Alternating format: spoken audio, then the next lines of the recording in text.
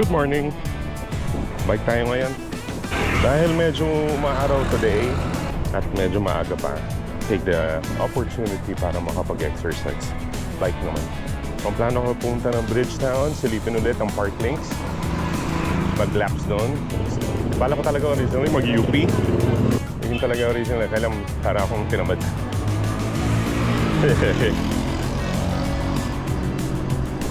So, ano tayo? Bridgetown and Park Links. Yun muna. Then from there we'll see what's next. Alright, let's go. Floodway na. This is Manggahan Floodway. Mahangin. Kahit maaraw, medyo mahangin.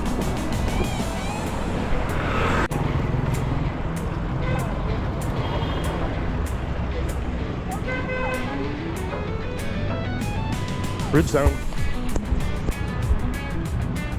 Late na eh. Time check tayo. 9 o'clock na pala.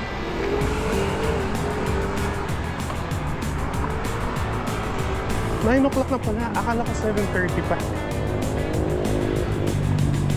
Nagkamali ako ng oras.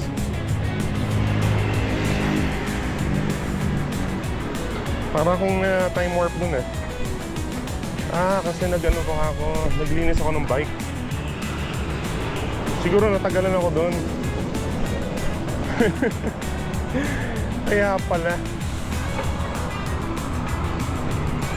Mas 9 na.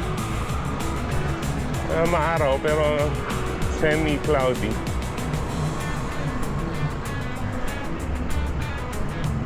Weird. Ano ba yan? Tumatanda na. Signs of aging. Grabe naman yun. Sarado pala. Event. Paano ka pupunta sa Pick Up Coffee? Ayun. Pupunta ang Pick Up Coffee.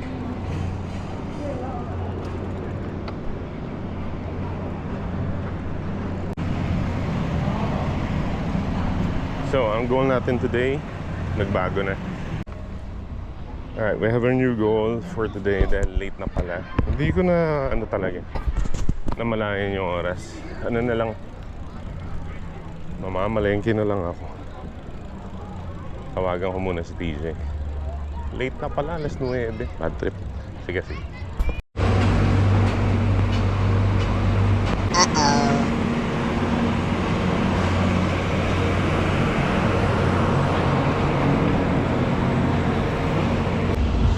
Sarado Park Links.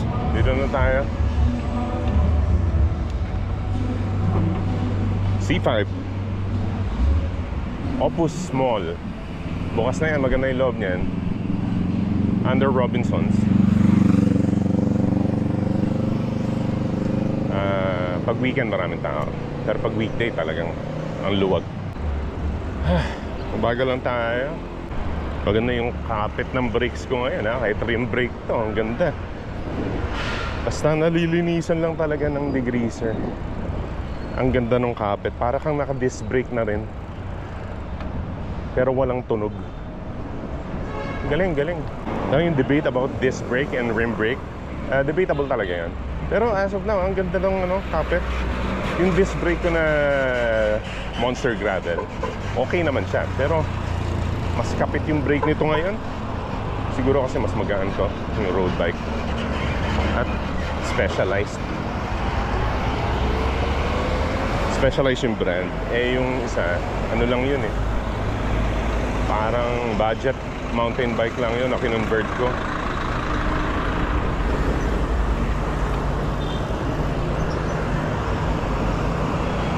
Yan, dito naman tayo C5 Survivor C5.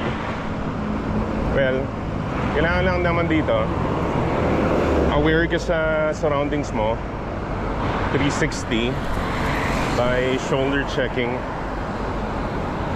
most of the time. Tapos mabagal lang at ingat sa ayun ang daming ginagawa pala ditong, ang daming debris, bato-bato.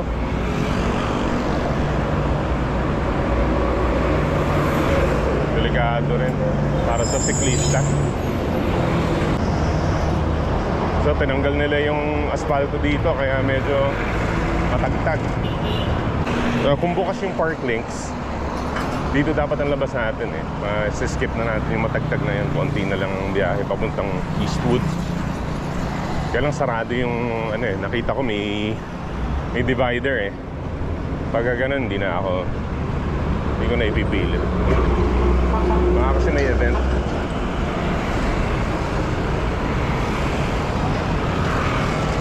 Sa tagal ko hindi nagbike ng road bike dito, bumagal ako.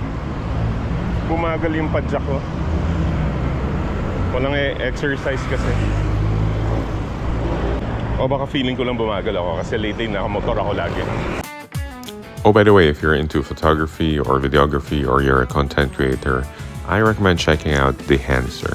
Dehancer is a film-like color grading plugin. It's available as a plugin for DaVinci Resolve, Final Cut Pro, Adobe After Effects and Premiere, Base Light, Photoshop, Lightroom, and Capture One Pro. You can also use Dehancer online to edit your photos. And since I like doing all my content on my iPhone, I use Dehancer for iOS. Let me show you. After downloading the app, the interface is straightforward. You can download immediately your photos and videos and choose any template or preset from the Dehancer team. And you can edit the preset even more in Edit, and you can edit the halation, the bloom, the film grain, and if you don't like it, you can dial it down a little bit to your liking. And when you're satisfied, you can save it and immediately post it to your social media account. More details on the description below.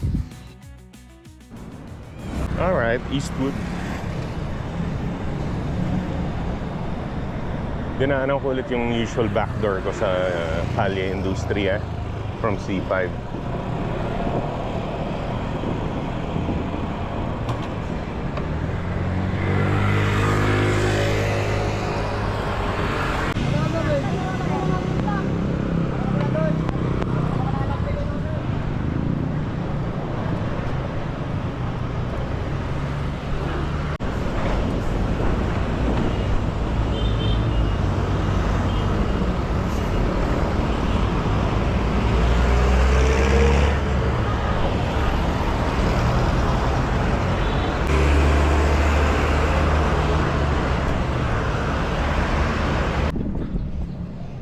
Right, Riverbank. On the way to Provident. Yung back door ng Provident meron dito.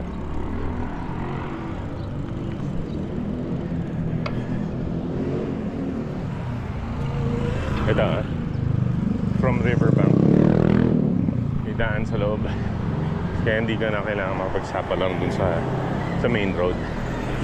Provident Village, nalobat eh yung GoPro. Palit pa ako tapos bumili na akong tubig dyan sa may tindahan. Okay, this part is two-way na to. One way papunta dito.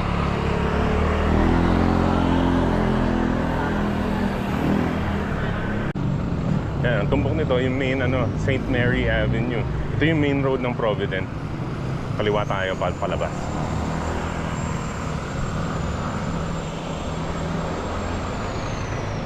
Tapos kita nyo yan, yung diretsong yan, yan yung main road ng A. Bonifacio. Yung kaliwa papuntang Cubao. Kanan, Marikina. Pero hindi tayo dyan dadaan. Ang daan natin, may alternate parallel inner road dito eh. Bago mag main road. Shortcut siya papuntang Jesus de la Peña from Provident. Daanan natin yan. Pwede nakabike dyan eh. Pero bawal dyan yata yung mga 4-wheel. Hindi pwedeng passing through. No entry yung 4-wheel dyan. Pero bike pwede. Pwede. Ayan o. Ito siya. Road closed. Kasi nga, no passing through.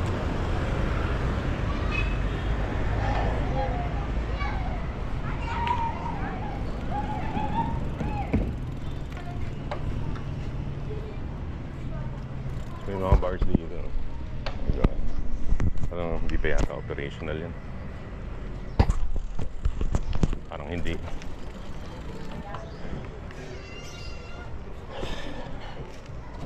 Ludigario, Victorino Elementary School.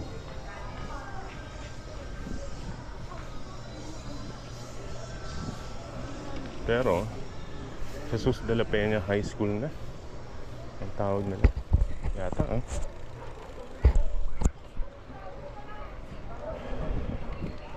Ayan, tumbok nito General Malvar. Ito de la Peña na.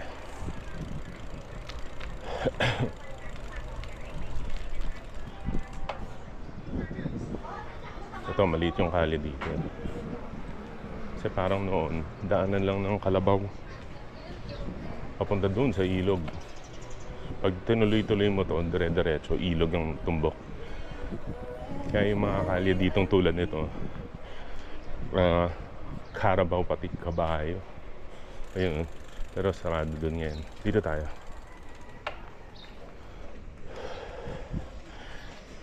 A. Flores Street.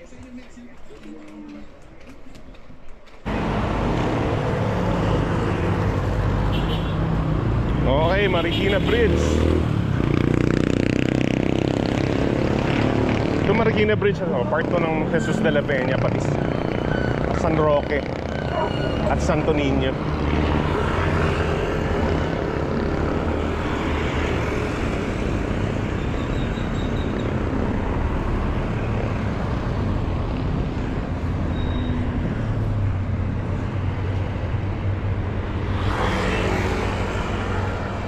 Okay, next goal, mamalengke. Gusto ni TJ, gusto ng wife ko ng ano, ginataang gata. Ginataang ano,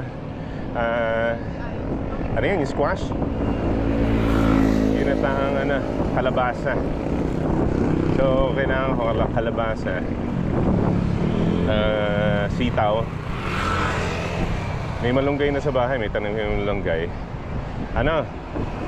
Sariwang gata. Yan. Pati ano, yung lemongrass. Kung makakahanap rin ako ng ano, ng hipon. Yan. Pero kailangan ko yata mag-withdraw muna sa video. Dahil palengke ito, hindi lahat may Gcash eh. So, yeah. Let's go. Ayan, medyo kompleto na yung nabili kong gamit pang ginataang kalabasa. Ayan, kailangan ko mani. Nandun yung mani. Banda dun pa. Thank you. Salamat po. Thank you. Eh, bumili lang tayong puto sa Originals Aling Remy dito sa Marikina, JP Rizal.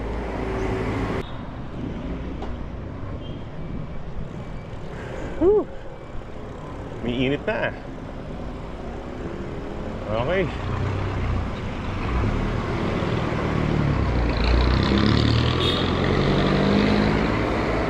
Wala.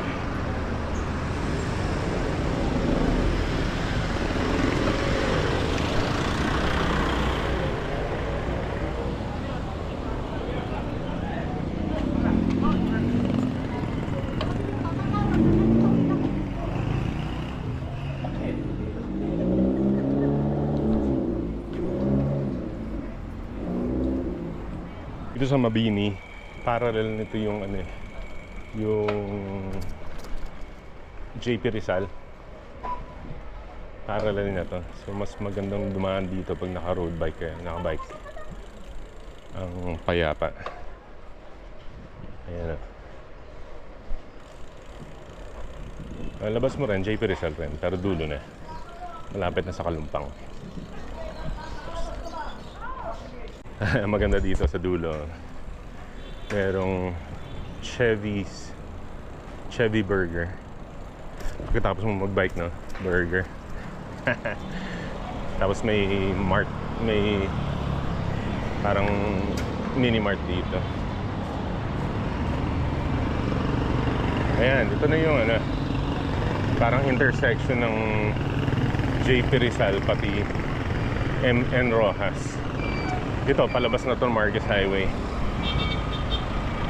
Yun, dun sa kanan, papuntang Kalumpang pa yan.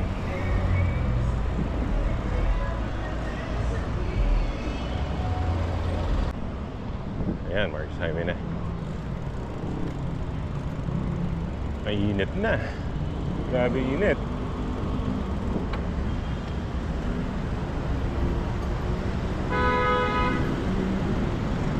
Ayan, dito sa paglabas dito, may rampa dito kung kailangan mong tumawid sa kabila. Ito, oh. Yan. May bikers lane. Diba? Pwede, diba? Safe na safe. Yan, ito ang view ng Marcos Highway. Westbound. Puntang Katipunan yan. Ito naman, pamuntang Marilaki. Antipolo.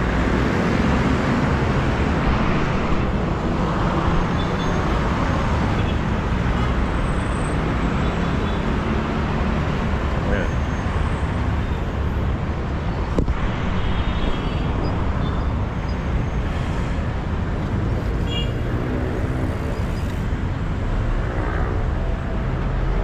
Ito na, kabila.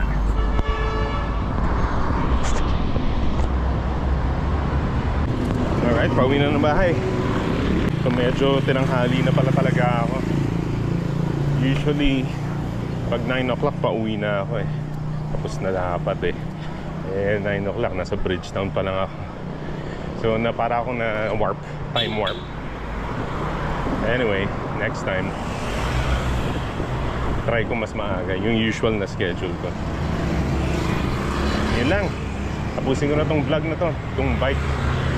Gamit ko pala yung Specialized Ales or Ale na rim brake.